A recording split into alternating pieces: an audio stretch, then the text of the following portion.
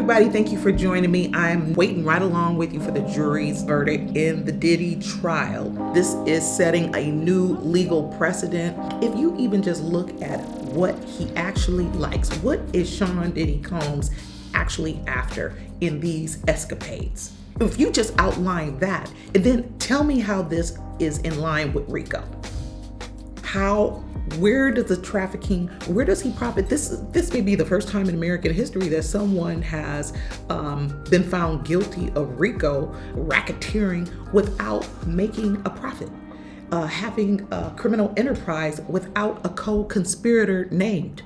Who, you just saying that random household staff coming in and out buying candles and oil, they're co-conspirators because this is the party scene that he likes?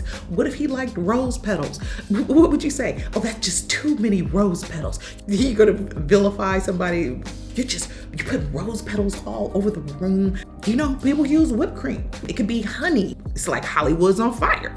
I don't see this stopping anytime soon in the world of entertainment. In this case with Sean Combs, Puff Daddy has opened the floodgates. I'm telling you, just the fact that this case has been put on in front of a grand jury, it's already precedent setting. It's already changed the game. That's why we have these cases continuing to come out in the press, people putting forth these complaints and civil suits. It's already a new day, and hey, I don't think I can say that on YouTube. You know what's funny? Things you can't say on YouTube, but it's like, you know, people have been talking about sex, drugs, and rock and roll. I heard that on TV all the time growing up. Now you have to be a channel like mine. And y'all, please like, share, and subscribe so that I can continue this conversation with y'all. This is very important. This is some precedent setting stuff going on here, because this is gonna go beyond the gates of Hollywood, dealing with community issues, with dysfunction, because more than anything, this shows a very toxic, dysfunctional man and a woman and another woman that got caught up in this. But you know, some people sign up for certain kind of things. There are freaky circles in life, and people like getting down the way they get down. Being in entertainment, I've seen plenty of them. It's like, that's a door I don't want to go in. I've heard from people, you would get kicked out of our party. Guess what? I wouldn't want to go to your party, okay? But you party on. You party on, to each his own, long as everyone's consensual. But this is what the jury has to decide. Are these people consensual?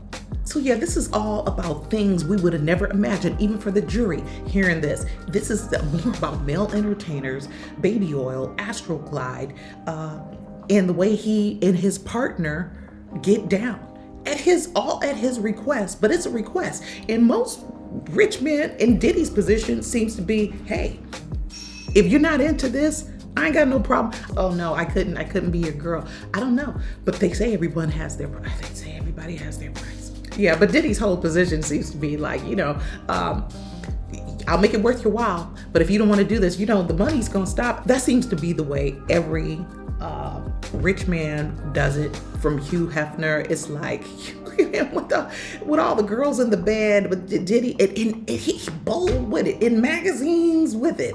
But the way Diddy didn't want his thing in no magazines. Is it that it was a secret? Is that the crime? Is that part of the crime, that it was a secret? So Diddy just pay so that he can keep everybody happy enough to continue to do these parties, namely the woman at his side. Keep her on shopping trips, keep her in her place, keep her in the surroundings that she wants to be in, keep her with the gifts, the dinners, the birthday parties, just so that he can have his parties. I do this for you. You're talking about a quid pro quo. There you go, right there. The trafficking, the transportation, criminalizing that just seems like, you know, a way that the government can catch you if they didn't catch you in time, like they didn't catch him years ago, Puffy, Diddy. It's like, we can catch you with mail fraud, we can catch you with tax evasion, we can catch you with transportation. It's like, and Diddy serving time, staying behind bars. I mean, who could argue with that? But saying that the man has committed federal offenses, it's like, let people be charged on what they actually did.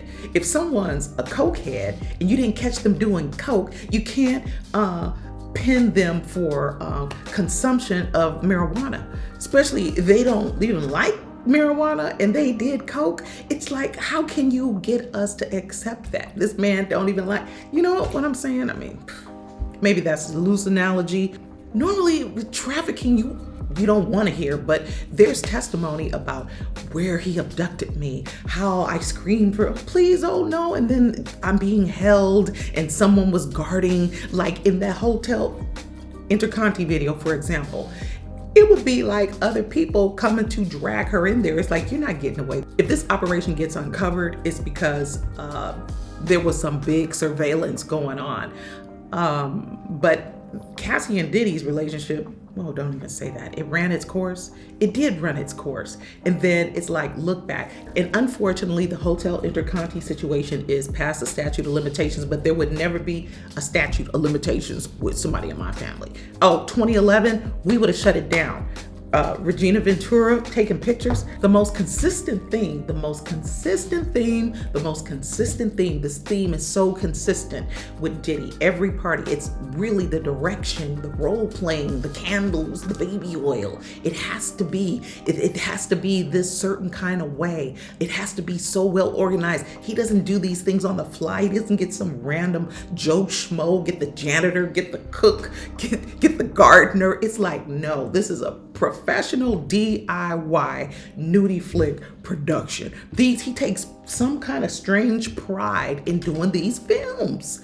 And that, to me, for the defense, for Diddy, his position is like, my very way of doing things shows you that this is not about doing stuff on a mass scale. Like RICO, like transportation, distribution. This is for my personal use.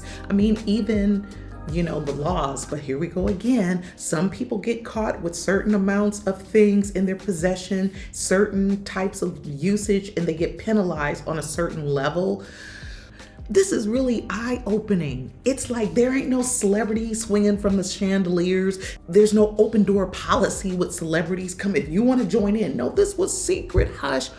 This is our thing. Just so much of these floodgates are open. We have so much of this going on. We have Shannon Sharp. We have now Diddy's kids, at least one of them being accused along with Diddy again. They want these civil suits. They're putting these civil suits in these are events that happened recently. And of course, we have the whole thing with Tyler Perry and Derek Dixon making this claim that sounds very Cassie-like. And see, you need these witnesses to help establish the co-conspiracy, the criminal enterprise.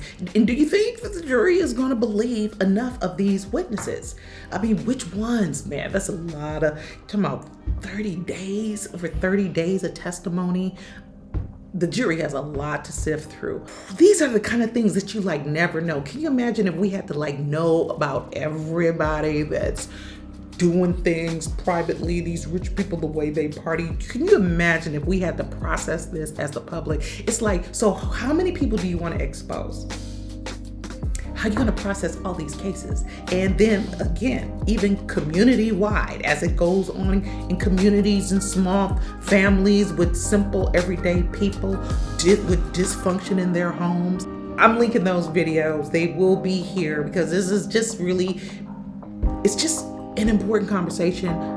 Please let me know what y'all think. Thanks for stopping by. Till I see y'all the next time. Keep living your life like it's golden. Peace.